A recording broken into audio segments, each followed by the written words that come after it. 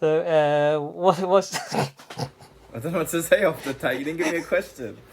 Oh wow! Oh wow! That's cool. Yeah, 18,000 Alright, versus 25. Oh. what's happening, everyone? My name is Adrian, and welcome back to What the Pun. Hope you're all doing well, staying safe, getting vaccinated, and basically, this week I have Ronald. What's up, people? It's me again. One day I'll get paid. One day I'll get paid for all of this work I do. Well, one day we'll all get paid for all this work, but we're working towards that. One step at a time, Ronald. So, do you know what we're talking about, Ronald, today? Yes, we are talking about the recent Power Day keynote from Volkswagen. So we're just going to be chopping it up and hopefully just kind of shed some light on what's it all about. Yeah, exactly. Thank you, Ronald. And the reason why the channel with doing the videos here and there about EVs and hybrid vehicles is mainly because of the recent government announcement about their ban on the sale of new petrol and diesel vehicles by 2030. And after that announcement, it seemed like the current infrastructure isn't in a good place to give consumers like me and you and everyone else the confidence to go out and go, hey, I want to buy an EV because I want to be ready for 2030. Because the cars are too expensive, the range and charging infrastructure is confusing, and probably not enough for the current population. If everyone gets an EV at the moment, the charging infrastructure is nowhere near good enough for all of us at the moment. So, with the recent announcement, the presentation by Volkswagen on Power Day is one of the biggest steps by a car manufacturer in terms of like their big statement on what their plan is for getting everyone ready for 2030 basically. So that's basically what today's video is about. So we're going to get started with one of the two pillars, what they call on Volkswagen's pillar day. They basically mentioned two pillars, uh, battery and charging. So we're going to get started right away on the first pillar, which is about the battery. Okay, so to start off with, about Power Day. If for anyone that's really into the very techie stuff and wants to look into this a bit more, there's lots of information which I'm going to leave the links down below for you to check out. It's very interesting. The videos, I think, is about up to 2 hours long, I think. Was it, Yeah, it's Ronald? like just over 2 hours. Yeah. And there's lots of information on there, but we're basically going to try and sum this up and tell you how and why it will affect us a lot, potentially, in the near future. And about the battery, so, in this presentation by Volkswagen, they mentioned a few things, and one of which is their sort of new unified battery cell design, which is a game changer basically, which is basically like, one battery across all of their brands. So it's like they got this battery platform, and then they basically, here you go, this battery platform, and design the car around this battery.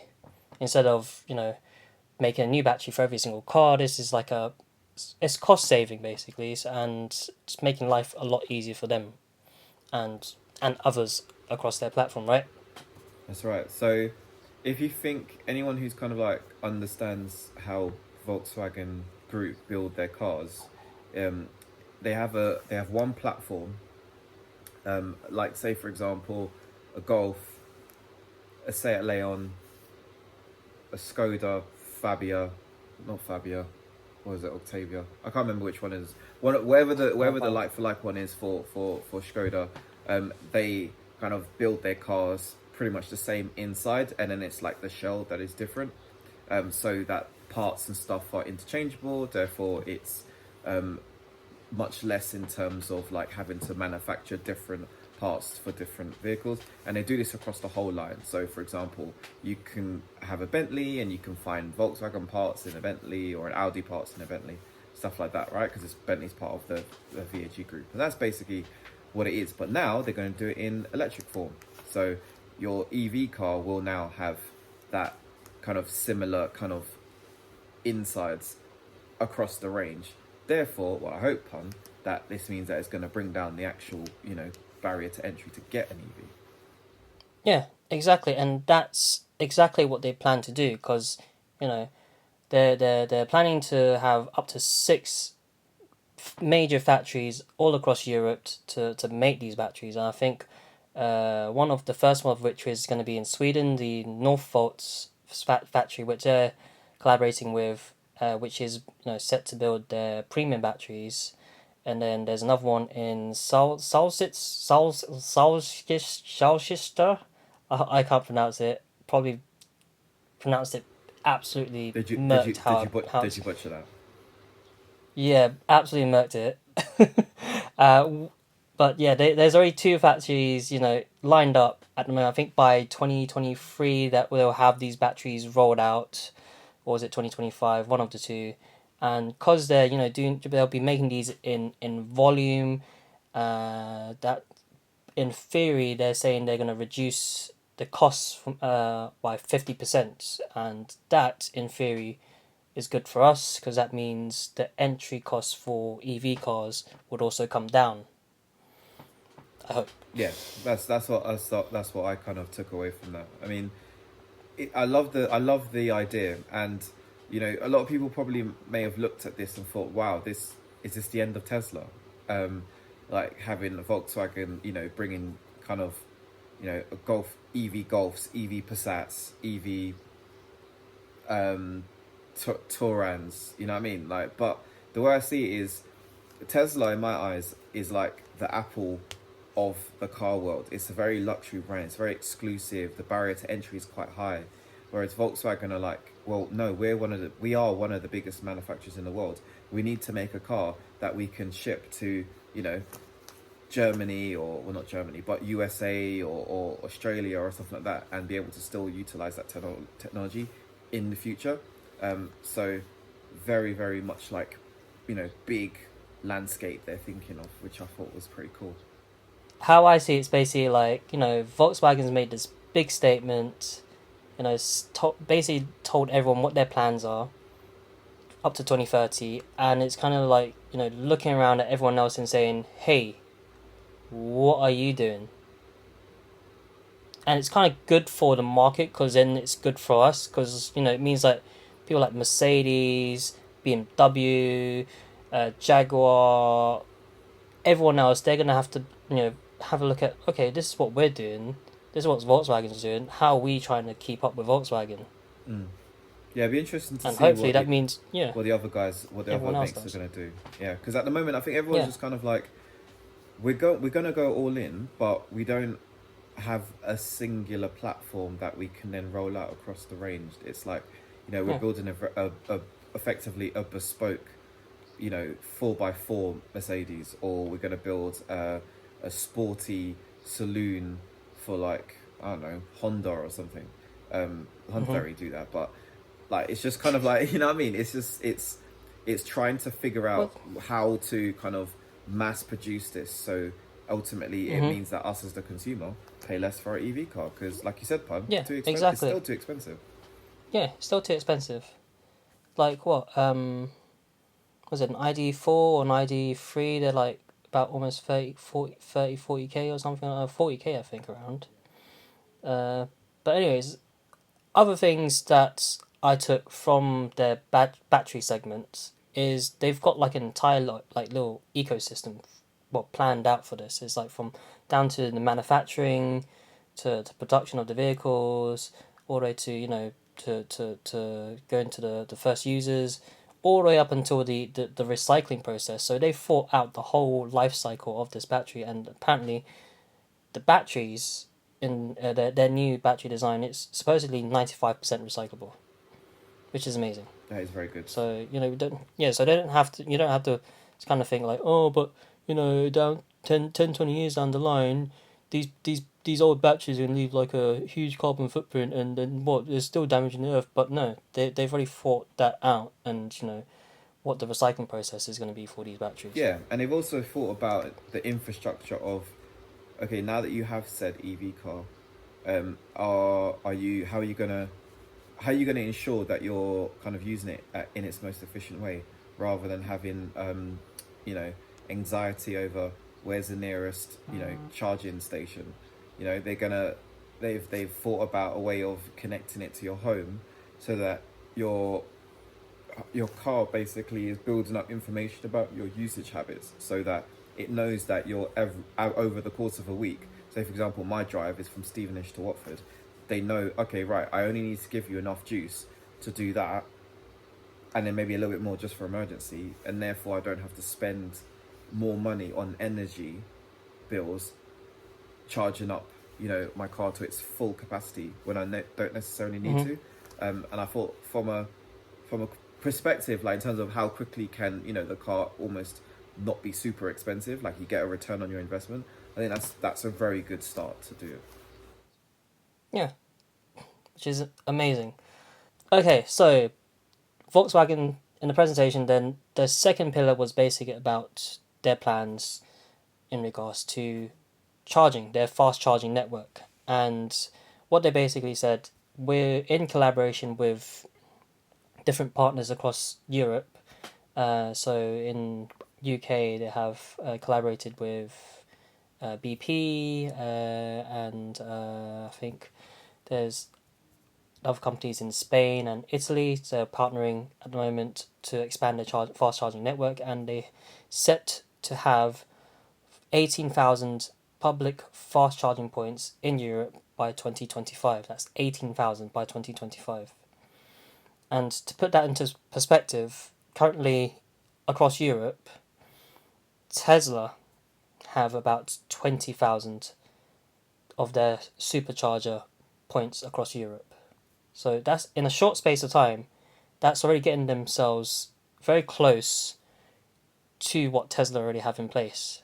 And that's only currently with partners in the UK, I think also in Germany, Spain, and Italy, and that's not the whole of Europe yet.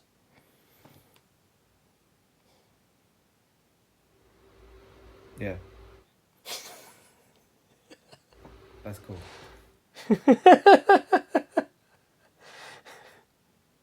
So, what's I don't know what to say off the top. You didn't give me a question. Oh wow! Oh wow! That's cool. Yeah. 18,000 versus 25. Ooh.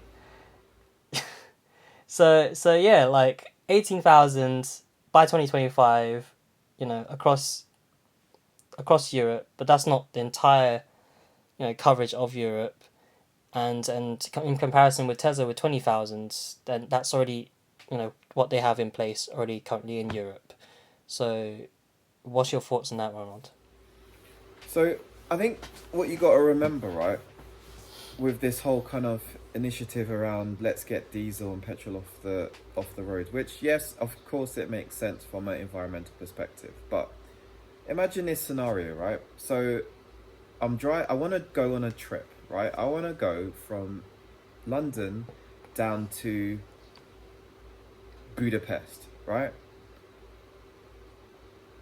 At the moment, say for example 10 years from now, what if there are certain countries that just haven't got that infrastructure?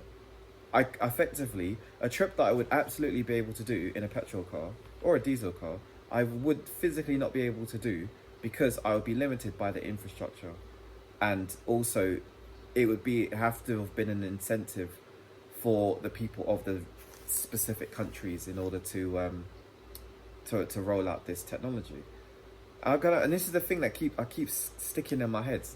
Yes, okay, you've got an idea, you want to ban all new cars or whatever, but you've also got to then incentivize people to say, hey, your first. I was talking to my missus about this today. Hey, your first car is only, I don't know what you put. You're 17 years old. You just passed your test. You're going to buy a £2,000 car. That'll be your first car. In 15 years, when my son is driving, is he going to be able to buy a second-hand EV car for £2,000? I don't think so. So if he's not able to do that, then obviously it's going to really affect the ability to roll this out, because you're going to need people to kind of buy in. But Ronald, bear in mind, in 10, 15 years' time, did you say 15 years' time? Yeah, about 15. How old would your son be in 15 years' time? He'd be 19 going on 20. Yeah. Would you want him to buy a cheap EV car with old battery technology then? Well, it depends on how much of a difference. I mean, if Volkswagen can make this dream a reality, then absolutely you're gonna want the flavor of the month. But there is Mm. no way that that technology is gonna be shrunk down so that the average person who usually spends between 2 and 8 grand on a car is gonna be able to buy into this. So there'll Mm. always be, and this is what I think is actually pretty good, that there is now, a choice, because that's what we need as motorists. We need a choice. If I want to, I can have a new EV car, nice, connects to my house, powers my toaster, happy days, right? But then if I generally don't have EV money, there will still be a massive market of really good pre-owned cars that will still be able to be accessed. They're not going to go in a landfill. They're not going to be scrapped. There's not going to be a law that says all combustion engine cars must be off the road. They cannot physically do that because there's no way they could actually enforce it.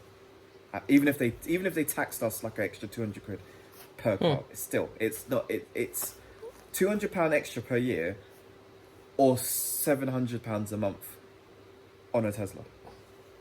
I know which one I'm going for. That's just me. That's That's a just me. Yeah, that's a fair point. I mean, unless well, who knows? How what these cars would depreciate like in the years to come. Like I can imagine like a Renault Zoe Yeah. A Renault Zoe with from old ass battery technology will be. I mean, right now you can pick up a Zoe for like 5 or 6 grand, and I yeah. think, yeah. So they've depreciated quite a lot because of obviously the range. So the range is going to be a big thing. Wait, so does that mean that a Renault Zoe would basically be the equivalent of a Nova in 10, 15 years time? Oh boy, you're reaching for that one. A Nova. I'd have probably said at least a Clio or a Corsa.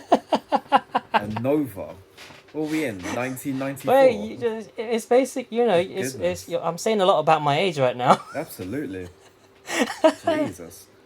I know Novas was all the rage when I was a young teenager, but bloody hell, you were reaching for that one. Yeah, But it'll be like a Zoe, right? yeah, your Zoes, your Twizzies, Yeah. your Oh wait, easy, maybe easy. your I. A Twizzy? No. Twizzy was probably one of the most impractical electrical cars Yeah, that's true. if you don't literally live bang in central London. No, Yeah, a Zoe would be okay. So a Zoe would probably be a more realistic car that would yeah, be like the first time EV car yeah, for a kid because of yeah, the price point that it is now, the price point when it gets older. Yeah, yeah. I think that would be Oh, that's and actually compelling. even I reckon even the Honda E something. Is it just called the Honda E? Honda E, I Or think is it's it called Honda E. Yeah, that yeah, cute that could, yeah, pretty thing? it could be. That would be like I that think would be like the that replacement. basically. That would be the replacement for the Fiat 500 and the Audi A1. But you, Yeah, I've got you on that one. yeah. But there is already a Fiat 500 E. I'd love to know how much they Aha, want for that. How much they want for that one? aha. I don't know. I haven't done the research on that one yet. 25. Let me Google that. 25 grand. Well, But she could Google yeah, that. you can. Yeah, talk with yourself. Right, let's have a look. 500. Whilst Ronald's googling that, like, what do you guys think? Like, Volkswagen's Power Day presentation, with their plans for all this battery technology. That's in theory, it's going to benefit us with lower cost cars because of they're reducing the cost of manufacturing the batteries. What? Oh, Ronald has some news for us. But anyways, before we get to Ronald, what do you guys think? Do you feel a bit more confident in what the future looks like for EV cars currently? Because they've got big plans for reducing the cost of manufacturing these batteries, which would in theory reduce the cost of making these cars, these EV cars, and the expansion at the rate they're going to expand the fast charging network as well. What do you guys feel? And do you feel a lot more confident in the future that we have for EV vehicles? Comment down in the box below. And back to you, Ronald. Right. Now, I'm not going to talk about the range. I'm fed up of this conversation about, oh yeah, but you know, my petrol car gives me like 300 miles in a tank, but an EV How car only often do gives you me do 200. 300 miles all at once? Exactly, for one, right? I do, how many miles do I do a week? I do about 220, Yeah. 240 a week. Mhm. It's a fair bit. I have to fill up my Z3 probably once every 4 to 5 days. But let's be honest, like, I do about 100 miles a week, yeah, which is this would minor. you would be able to get away. You would have to charge your card basically once every 2 weeks. So for you, living in close proximity to work would be fine. But that's fine. That's the easy bit. The price point. This is what we're talking about, people. So to get, and by the way, the 500e looks nice. It's cute. Well, it's a Fiat 500. Yeah, It's but not gonna change. Go on. What's the entry price for normal Fiat 500? in okay, so this is in euros, right? So you obviously got to allow for Okay. exchange rate. 37,500 euros for a I can get a bloody Golf R. this and look. I totally get it. It's the first edition. It's cool. It's trendy, but it's still 37.5 grand for what is basically a Fiat 500 that I genuinely could go on Auto Trader and find a bag of them for 2.5 to 3 grand, second hand, obviously. New, probably like, you know, 10, 12, 13, whatever. Now, I totally Wait, yeah, Ronald. yeah, yeah, You yeah, know what yeah. we can do? What? We can buy a old Fiat 500 Stick a battery and in there. buy a electric car conversion kit, and To it'll be be fair, cheaper. a lot. Yes, it would. It would. It probably would. But look, look. I'm not. The thing is, it's too easy. Like it's too easy to keep commenting on like, you know, EV versus petrol. You just Yeah. cannot. You just can't make the comparison, people. It's not fair because the petrol will always outweigh the electric. But At the moment. at the moment, now, if Volkswagen's vision comes true, and I as a consumer don't have to buy like the Golf E and spend 40 grand, I can buy the Seat Leone, there you go, or the Skoda Oh gosh, Fab, that Fab joke. Fabie, yeah. I don't know, whatever, right? I'm just making up Fabby. random names. Fabby, yeah. If they can do that, then it means that for people who, because obviously not everyone buys Volkswagen. Some people buy Seat, some people buy Skoda because it's cheaper. So yeah, within the next 20 to 30 years, when we're all like old age pensioners, yeah, this will be the norm. There'll be less petrol and diesel cars because it'll be just easier to obtain one. But right Yeah. now, their biggest focus is infrastructure. They have to get that out as many places as possible, and not just in big cities, because most of England do not live in a big city. Yeah, you got 10 million outskirts of Birmingham and Birmingham themselves. Again, another 10 million in London. But in Stevenage, where I live, there's not many places where I could charge an electric vehicle, and I'm actually genuinely trying to think off the top of my head. None of the supermarkets support that. None of the petrol stations support that.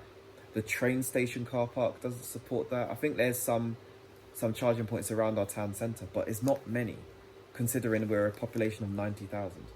So, and not everybody, as you know, Plum, because you've been around mine, we don't have all individual houses. Some of us live in flats. Yeah. And to be fair, I think actually, if the world is, if and this has got, I know we're going slightly off topic, but this has got bigger we went off topic quite a long time ago. yeah, Ronald. but this has got bigger ramifications, right? Because if oh no, this is deep, right? If house builders are building more apartments than houses, you're not going to be able to install the technology at the side of your house. They'll have to be very conscious about building effectively a car park that's full of electric charging points for the consumer who's renting or doing a buy to let or something. Yeah. See, so it's bigger than just, you know, oh, let's just have an EV car, let's just have a charging point on the M1 going up north. It's bigger than that. Yeah.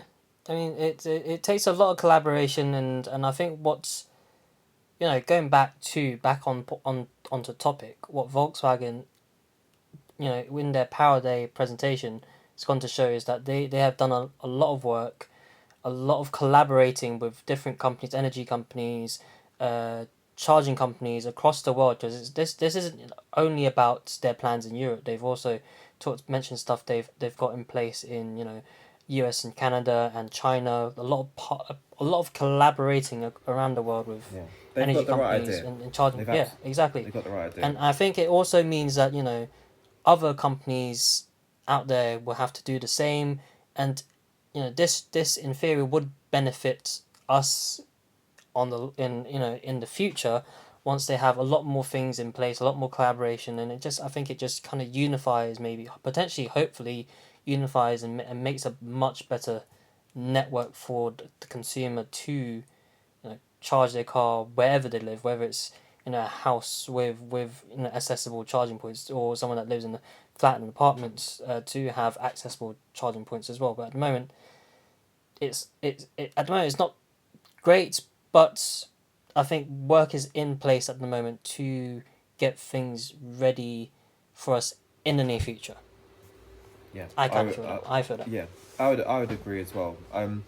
And nothing, and I'm not, and this is not like a who's doing it best, Tesla or Volkswagen. I'm just glad that two big companies like that are saying, right, we're going to put our money where our mouth is, and rather than just do the whole lip service or in Volkswagen's case, make our model of vehicles unobtainable for the average person.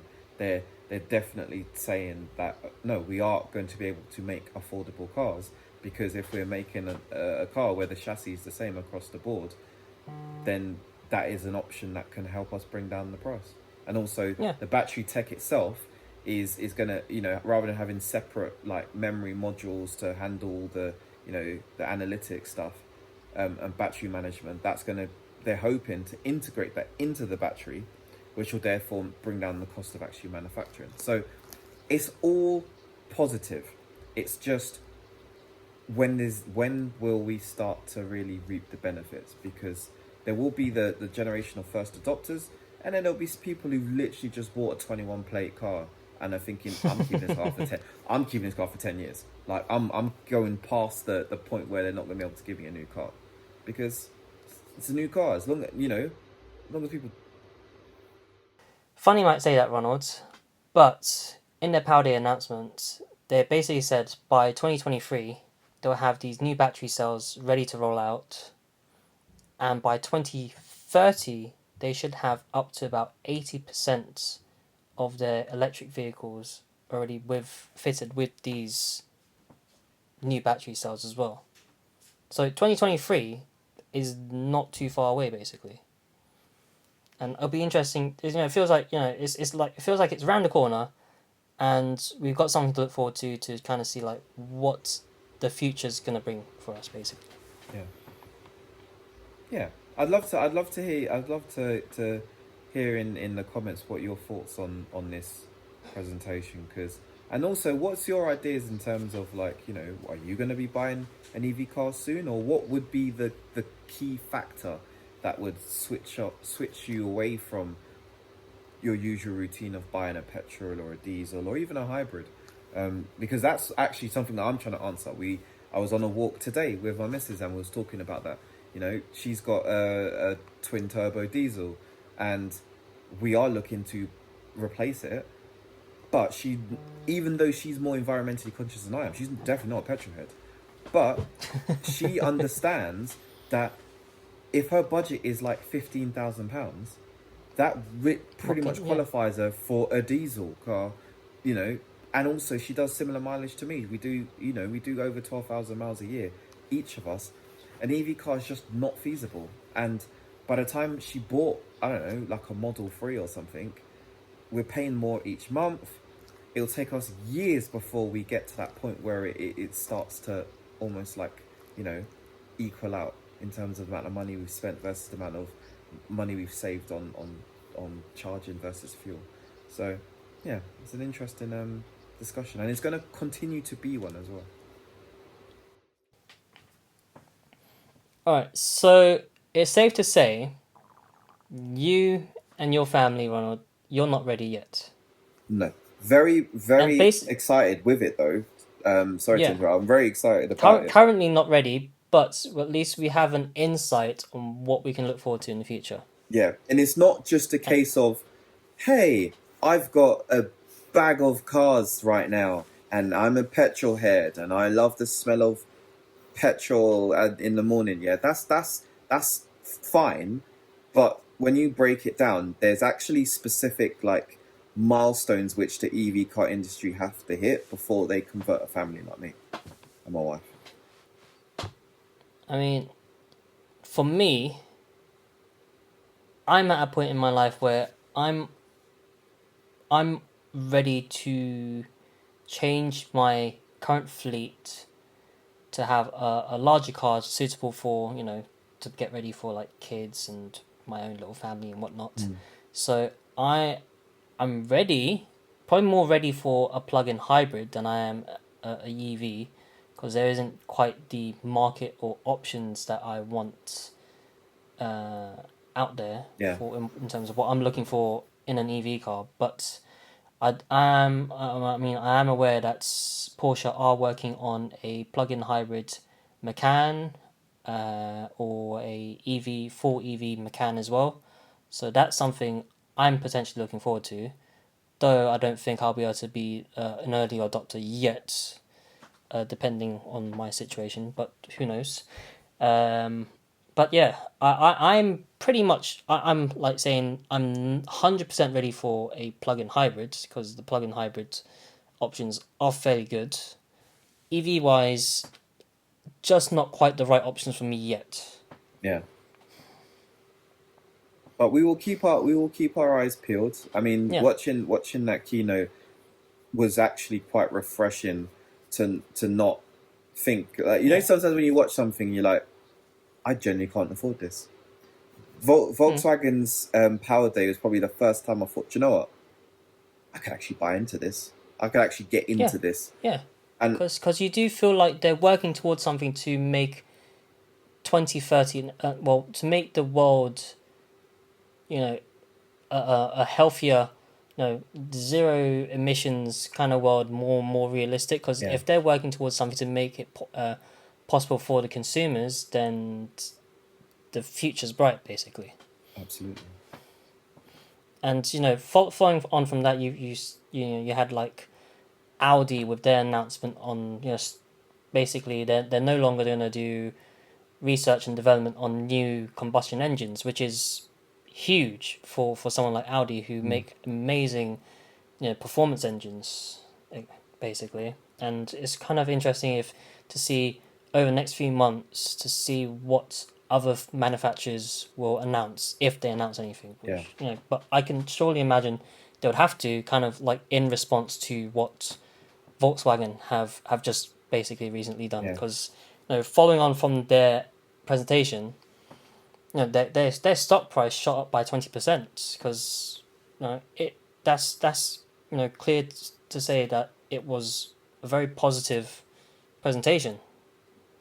It's a shame we didn't have a motor show because of obviously the pandemic. It would have been nice Uh, because obviously, I know you'd love a Geneva Motor Show. oh man, what I was supposed to go to last year's one, didn't I? I couldn't, and it got Yeah, that cancelled. that that didn't happen. No, still found my backside to Geneva though for a little day trip. That's pretty cool. Yeah. But yeah, no, it because obviously that's where they kind of showcase this type of stuff.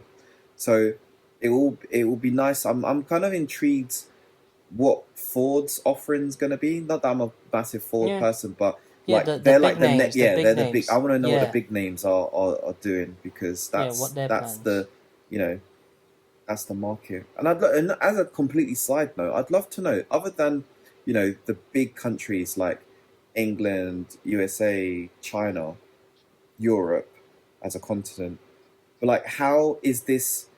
Because obviously, there's no imagine this, right? There's no point saying, right, we want to reduce our carbon emissions, but two-thirds of the world don't have access to this type of technology. So at some point, how are they going to make it so that someone in a lesser country can actually buy into this? Like that's what I'm thinking about at the moment for forms of longevity. I think you just came up with a business idea, Ronald. What bring a what? Well, no, I've got a Uh, better idea. I've got a better idea. Do you want to hear it? Go It's on. amazing, honestly. Right. Go on. So Oh, is this your road tax idea again? yes, it is my road tax idea again. Yeah. Look, don't come at me. Right. This is brilliant. Right. So check it. Imagine this. Right. You have a car, you have an EV car, you get anxiety over charging because you forget, oh no, I've got to do like a long trip to work and I forgot to charge and I'm running late, blah blah blah blah, right? In order to entice more people to adopt EV cars, right? The government, this is not what they're going to do, but this is what I think. If I was a leader of a country, this is what I'd do. Prime Minister Ronald. Prime Minister Ronald, right, as my executive order, is what I'd do. Integrate, right, a charging solution with embedded into the asphalt of the world, right, of the roads. A bit like ski electrics, right?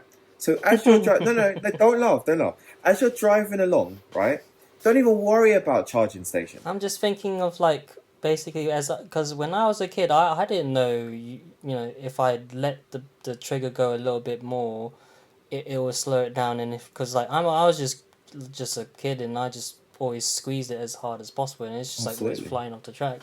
So I'm just Yeah. thinking some idiot with their foot down all the time. They're just flying off the London Bridge. So obviously, because there's a lot of energy that's transferred as a result of tires rubbing along the ground. So effectively, that could that be? I don't know if this will ever happen, but that energy, that kinetic energy, gets transferred to charge up the battery, but as a trickle charge, not as a complete charge, so that you're still running and you pay a part of your road tax. You pay to be able to have that feature enabled. And then obviously on like the M6 toll road, it'll be a rainbow road, yeah, like Mario Kart, because it'll be premium high level stuff, right? You get like supercharge. It'll be like a supercharge. It'll be like a supercharging lane, yeah. I don't know. I don't know. I don't know. You know, Maybe one day when you have your own country, you can set this up. You'll be the only country in the world that has it. it'll be a great idea. Because then that will solve the whole problem. If you won't have to worry about Yeah, but charging how up your many years will vehicle. you have to wait for this to be This in will place, Ronald? absolutely not be in our lifetime. This will be in our grandkids' lifetime, right? That Maybe their they kids. just moved. Yeah, they just moved. But I don't remember when we watch these old school 80s and 90s films, right? These things do turn into reality at some point. So yeah, scale electrics I'm in real still life. waiting for my flying car. Yeah, that's true. Yeah, and that also goes to the future and the past. Yeah. So just hold on, man. It's coming. It's coming. All right, so safe to say, I think it's safe to say it's a nice place to wrap up because otherwise we'll digress even more. But if you're interested to check out Volkswagen's Power Day presentation with all their amazing news, links all down below. Check it out. Seriously, it's very interesting. There's lots of techie stuff, battery science and stuff like that. All in links down below. And thank you, Ronald, for joining again and giving your thoughts on Power Day. And if you guys have any thoughts, are you ready for EV life? Are you feeling positive about Volkswagen's Power Day news? Comment down below. Let us know what you think. Be interesting to know what all of you think. Cool. Alright. That's it this week. If you enjoyed the video, please make sure you like it, subscribe, hit the notification button. Thank you, Ronald.